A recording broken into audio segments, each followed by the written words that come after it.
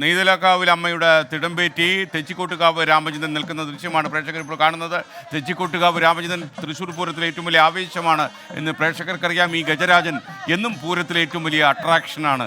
നമുക്കപ്പോൾ എസ് വിജയകുമാർ കൂടി ചേരുന്നു. വിജയകുമാറിനൊപ്പം ജയരാജ് വാര്യർ ഉണ്ടെന്ന് ഞാൻ മനസ്സിലാക്കുന്നു. വിജയകുമാർ, എന്തൊക്കെയാണ് പൂരപ്പറമ്പിൽ ഇപ്പോൾ നടക്കുന്നത്, പറയൂ. ഇത് ഈ തൃശ്ശൂർ പൂരത്തിന്റെ ഒഴിവാക്കാനാവാത്ത ഘടകങ്ങളിൽ ഒന്നാണ് നമ്മുടെ ജയരാജ് വാര്യർ. എസ് നേരത്തെ ചോദിച്ചിരുന്നു, എസ് അന്വേഷണം അറിയിച്ചിട്ടുണ്ട്. കുറച്ച് നേരമായല്ലോ ജയരാജ് വാര്യരെ കാണാതായിട്ട്.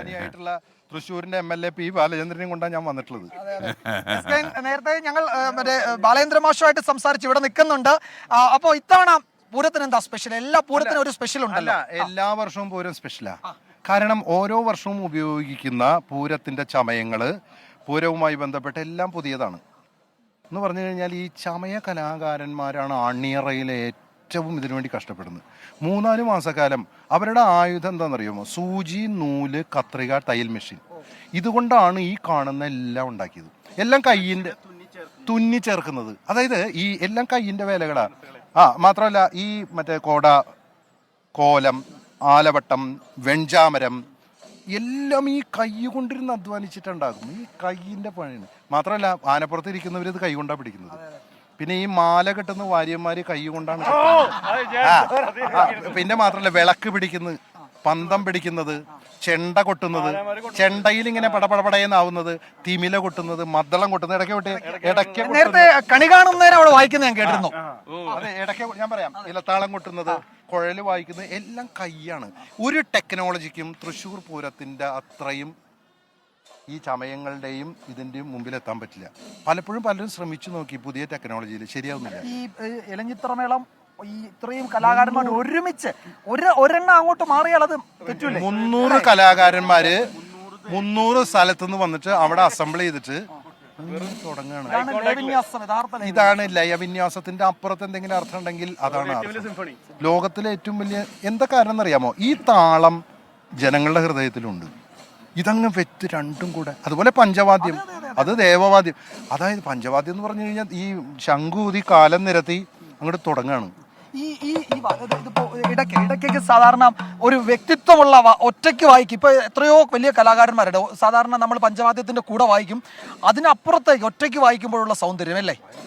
അത് ഞാൻ പറയാം, ഏത് സമയത്ത് വായിച്ചാലും. ഇപ്പൊ ഞാൻ പറയുകയാണെങ്കിൽ നമ്മുടെ പല്ലാവൂർ അപ്പുമാരാർ ഏറ്റവും കൂടുതൽ ഇടയ്ക്ക കുട്ടികളാണ്. അദ്ദേഹത്തിന്റെ അച്ഛൻ പട്ടരാത്ത് ശങ്കരമാരാർ, പല്ലാവൂർ അപ്പുമാരാർ, പല്ലാവൂര് ത്രയത്തിൽ ഈ അല്ല പല്ലാവൂര് അപ്പുമാരാര് 3 വാദ്യങ്ങളും കൈകാര്യം അല്ലേ? കേൾക്കാം. അതില് ഇതായിക്കോട്ടെ, പുതിയ പാട്ട് ഇദ്ദേഹം ട്യൂൺ ചെയ്തൊരു പാട്ടുണ്ട്, അതായിക്കോട്ടെ. സ്വന്തമായി ട്യൂൺ ചെയ്ത ഒരു കലാകാരനായ ഡോക്ടർ തൃശ്ശൂർ കൃഷ്ണകുമാർ റിലീസ് ചെയ്ത അതാ പുതിയ അതാ കടലാസ് വിയർത്ത് നനഞ്ഞല്ലേ? അല്ല, ഇതൊക്കെ നനഞ്ഞാലും ഇതൊക്കെ നനഞ്ഞാലും ഇയാള് വേർക്കില്ല.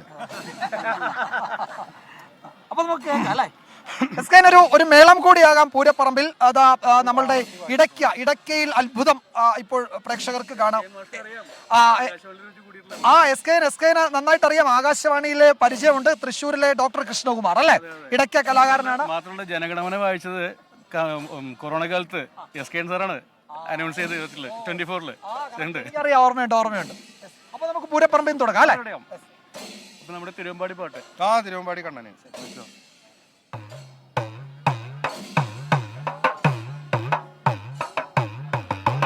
തിരുമിഴി നിറയെ കനിവല്ലേ കണ്ണ, തിരുമൊഴി നിറയെ അമൃതല്ലേ കണ്ണ, തിരുമുഖമഴകിൻ ഗൃഹമല്ലേ കണ്ണ, തിരുവമ്പാടി കണ്ണായൻ തിരുമയിൽ പീലി കണ്ണ.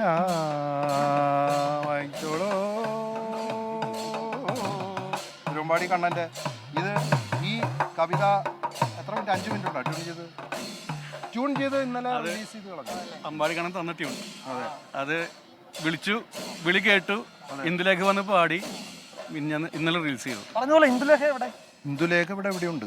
ചന്ദൂരും ഒക്കെ സുഖം തന്നെയല്ലേ? ആ ഇന്ദുലേഖ നമ്മള് സോഷ്യൽ മീഡിയയിലൂടെ അവർ നമുക്ക് വളരെ പരിചിതരാണ്. അതെ അതെ അതെ അവിടെ ആ NK ദേശത്തിന്റെ കവിത പാടിയിട്ട് അതെ അതെ അതെ ഞങ്ങളത് ഞങ്ങളുടെ ഒരു വാർത്തയാക്കുകയും ചെയ്തു. വാർത്തയാക്കി മറ്റേ ശ്രീകണ്ഠൻ മാഷ് വിളിച്ചിരുന്നു.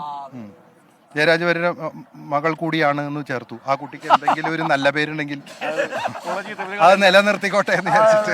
അതെ അതെ അതെ. അപ്പോ പിന്നെ ഇത്തവണ പൂരത്തിന്റെ ഒരു വിശേഷം കൂടി ഇപ്പൊ നമ്മൾ പൂരത്തിന്റെ വിശേഷം എത്രയേ ഉള്ളൂ. അതായത് പറഞ്ഞു രാവിലെ 7 മണിക്ക് പൂരത്തിന്റെ ഘടകപൂരങ്ങൾ വരും. ഘടക കക്ഷികൾ. തെരഞ്ഞെടുപ്പ് കാലം കൂടി ആയതുകൊണ്ട് അതെ അതെ ഈ ഘടകപൂരങ്ങൾ വന്ന് കൃത്യമാണത്. എവിടെ നിന്നാലും പൂരം കാണാം. തൃശ്ശൂർ പൂരത്തിന്റെ പ്രത്യേകത അതാണ്. എവിടെ നിന്നാലും പൂരം കാണാം. ഏത് എവിടെ നിന്നാലും എങ്ങനെയും കാണാവുന്ന ഒരു പൂരമാണ്. പൂരം കണ്ടിട്ടുണ്ടോ എന്നോട് ഒരിക്കലും ഒരാൾ ചോദിച്ചപ്പോൾ ഞാൻ പറഞ്ഞത് പൂരം കണ്ടവരുടെ മുഖം കണ്ടിട്ടുണ്ട്. അവിടെയാണ് പ്രസന്നത. ഇവിടെ ഒരിക്കലും വിഷണ്ണരായ മുഖങ്ങളില്ല. ഇവിടെ ഒരിക്കലും ദുഃഖിതരായ ആളുകളില്ല. ഇവിടെ എല്ലാവരും പൂരത്തിലങ്ങ് അലിയുകയാണ്. നമുക്കിപ്പോൾ അലിയാൻ കഴിയില്ല ഒന്നിലും. നമ്മളെല്ലാവരും ഇന്ന് അകന്നു നിൽക്കുന്നവരാണ്. ഇതൊരു അലിവാണ്. പൂരവും അലിവാണ്. ഇത് താളങ്ങളുടെയും വർണ്ണങ്ങളുടെയും ശബ്ദങ്ങളുടെയും ആ ആനപ്പൂരം മാത്രമല്ല, ആൾപൂരമാണ്. അതെ പൂരം ഞാൻ കാണാറില്ല. പക്ഷെ പൂരം കണ്ട പല ആൾക്കാരും എൻ്റെ ചെയ്തിട്ടുണ്ട്. പൂരപ്പറമ്പിൽ വീഡിയോ ഇരിക്കാൻ പറ്റാത്തതുകൊണ്ട് ഞാൻ പോകാറില്ല. അത് സന്തോഷല്ലേ? അതെ. പിന്നെ ഈ ഘടകപൂരങ്ങൾ വന്ന് വടക്കുന്നതിന് അത് 2 ശാസ്താക്കന്മാരും 6 ഭഗവതിമാരുമാണ് ഘടകപൂരം. ഭഗവതിമാർക്കാണ്. പണ്ട് അങ്ങനെയാണല്ലോ. പണ്ട് ഭഗവതി കാവുകളും അയ്യപ്പൻ കാവുകളും മാത്രമേ ഉണ്ടായിരുന്നുള്ളൂ. അതിനുശേഷമാണ് പരിഷ്കാരങ്ങളൊക്കെ വരുന്നത്. അപ്പോൾ ഈ ഘടകപൂരങ്ങൾ ഇവിടെ വന്ന് കയറുന്നതോടൊപ്പം തന്നെ ഇപ്പോൾ പാറമേക്കാവിൻ്റെ പൂരം 12 മണിക്ക് അവിടെ നിന്ന് എഴുന്നള്ളിക്കും. തിരുവമ്പാടിയുടെ നടപ്പാണ്ടി കൊട്ടി 7:30 തുടങ്ങി അവിടെ എത്തിയിട്ടുണ്ടാവും. ഇവിടെ മേളവും അവിടെ പഞ്ചവാദ്യമാണ്. ഈ രണ്ടും കൂടിയിട്ട് ഓരോ വർഷവും പുതിയ അനുഭവങ്ങളാണ് തരുന്നത്. അതുകൊണ്ട് എന്താണ് പൂരത്തിന് സ്പെഷ്യൽ എന്നല്ല, പൂരം തന്നെ സ്പെഷ്യലാണ്. ഓരോ പൂരവും സ്പെഷ്യലാണ്. ഈ 30 മണിക്കൂർ നേരം എല്ലാ മനുഷ്യരും പൂരപ്പറമ്പിൽ ആവേശം നിറയ്ക്കുന്ന ജയരാജ് വാര്യർ പതുപോലെ നമുക്കൊപ്പം ചേരുകയായിരുന്നു. എന്തായാലും ഡോക്ടർ കൃഷ്ണകുമാർ, താങ്കൾക്കും കൺഗ്രാജുലേഷൻസ്. പാട്ടൊക്കെ ഗംഭീരമായി. അശ്വിൻ പാലാടി നമുക്കൊപ്പം ചേരുകയാണ്. തെച്ചിക്കോട്ടുകാവ് രാമചന്ദ്രൻ ഏറ്റവും വലിയ ഒരുപക്ഷെ ആനപ്പൊക്കം എന്നൊക്കെ നമുക്ക് പറയാൻ പറ്റുന്ന തെച്ചിക്കോട്ടുകാവ് രാമചന്ദ്രനാണ് ഇപ്പോൾ സ്ക്രീനിലുള്ളത്. തെച്ചിക്കോട്ടുകാവ് രാമചന്ദ്രൻ എഴുന്നള്ളിപ്പിൻ്റെ വിശദാംശങ്ങളുമായി നമുക്കൊപ്പം അശ്വിൻ പാലാടി ചേരുന്നു. അശ്വിൻ, എന്തൊക്കെയാണ് അവിടെ നിന്ന് റിപ്പോർട്ട് ചെയ്യാനുള്ളത്?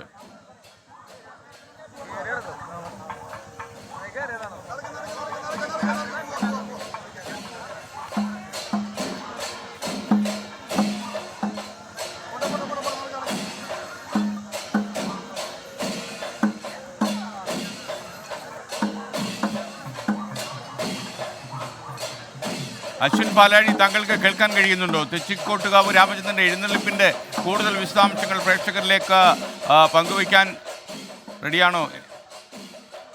എനിക്ക് തോന്നുന്നത് പൂരാവേശത്തിലാണ് തൃശ്ശൂർ നഗരി മുഴുവൻ. നിങ്ങൾക്കറിയുന്നത് പോലെ എസ് വിജയകുമാർ നമുക്കൊപ്പം വീണ്ടും ചേരുകയാണ്. വിജയകുമാർ, ജയരാജ് വാര്യർ സ്ഥലം വിട്ടോ? അപ്പോൾ അല്പനേരം നിങ്ങൾക്ക് ഈ മേളം കേൾപ്പിച്ചു തരാൻ എനിക്ക് കൊതിയാകുന്നു. പ്രത്യേകിച്ച് തൃശ്ശൂർക്കാർ, മേളം കൊട്ടി പരിചയമുള്ള ലോകമെമ്പാടുമുള്ള തൃശ്ശൂർക്കാർക്ക് ഒരു ആവേശം വരട്ടെ.